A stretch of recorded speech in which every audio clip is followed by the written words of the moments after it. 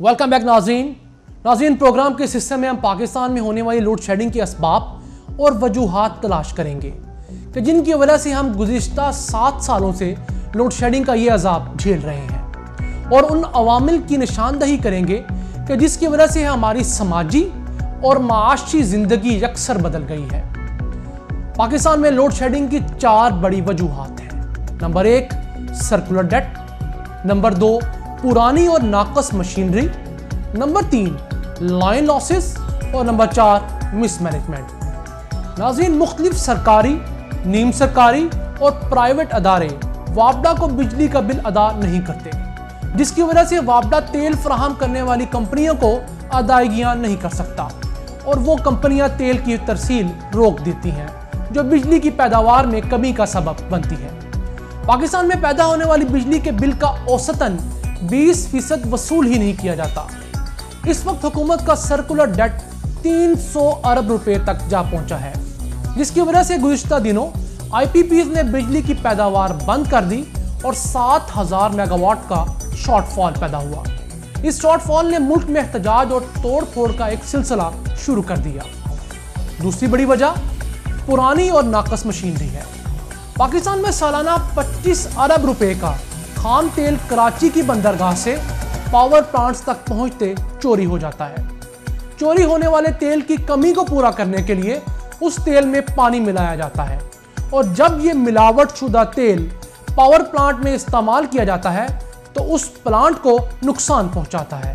और इसी वजह से पाकिस्तान में वापडा के थर्मल बिजली घर 18% सलाहियत पर काम कर रहे हैं, जबकि पाकिस्तान में प्राइवेट सेक्टर में चलने वाले थर्मल पावर प्लांट्स 51% सलाहियत पर काम कर रहे हैं। पाकिस्तान को पुराने थर्मल प्लांट्स की वजह से सालाना 17 अरब रुपए का जायद तेल इस्तेमाल करना पड़ता है, जबकि इस रकम से हर साल 6 यूनिवर्सिटियां तामीर की जा सकती हैं। वापडा के तहत चलने वाले थर्मल पावर प्लांट्स मुनासिब वक्त पर मुरम्मत और मुनासिब देखभाल न होने की वजह से अपनी पैदावारी सलाहियत 40% तक खो चुके हैं, जिसकी वजह से ज़्यादा तेल से कम बिजली पैदा होने के साथ साथ इस बिजली की लागत में भी 40% इजाफा हो जाता है, और इस इजाफे का बोझ आवाम को ज़्यादा बिल अदा करके बर्दाश्त करना पड़ता है। तीसरी बड़ी वजह लाइन लॉसेस है। लाइन लॉसेस से मुराद बिजली घर में पैदा होने वाली बिजली से सारिफ तक पहुंचने के दौरान बिजली की मिकदार में वाक़ होने वाली कमी है। पाकिस्तान में लाइन लॉसेस की शरह 35 से 40% तक जा पहुंची है। पेप्को के नए एदाद-ओ-शुमार के मुताबिक पाकिस्तान में बिजली की कुल पैदावार का 15% चोरी हो जाता है, जिसकी वजह से पाकिस्तान को सालाना 140 अरब रुपए का नुकसान बर्दाश्त करना पड़ता है। बिजली की चोरी के खात्मे के लिए अंग्रेज दौर के बने सन 1937 के इलेक्ट्रिसिटी रूल्स को बदलकर जुर्माने की रकम और सजा दौरे हाजिर के मुताबिक लाने की जरूरत है।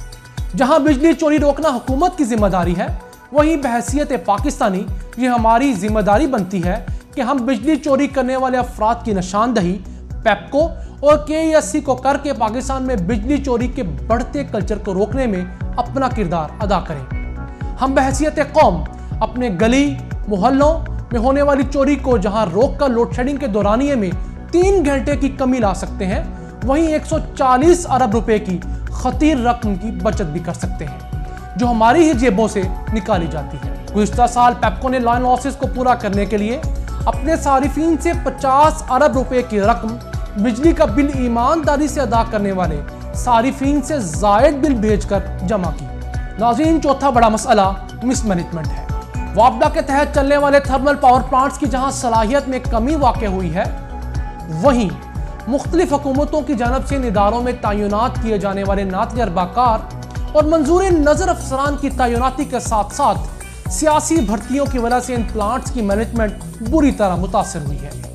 ये मिसमैनेजमेंट ही है कि जिसकी वजह से हमारी बिजली पैदा करने की सलाहियत 21,409 मेगावाट के बावजूद हम बिजली की ज़्यादा से ज़्यादा तलब 18,114 मेगावाट पूरी नहीं कर पाते। पेप्को के नाकस इंतजामात की वजह से साल 2010-11 में पेप्को को 151 अरब रुपए का नुकसान हुआ। नाज़रीन, बिजली की लोड शेडिंग ही मसला नहीं है, बल्कि बिजली के रेट पिछले 2 सालों में डबल हो चुके हैं। लोड शेडिंग के बावजूद बिजली के बिल डबल आते हैं।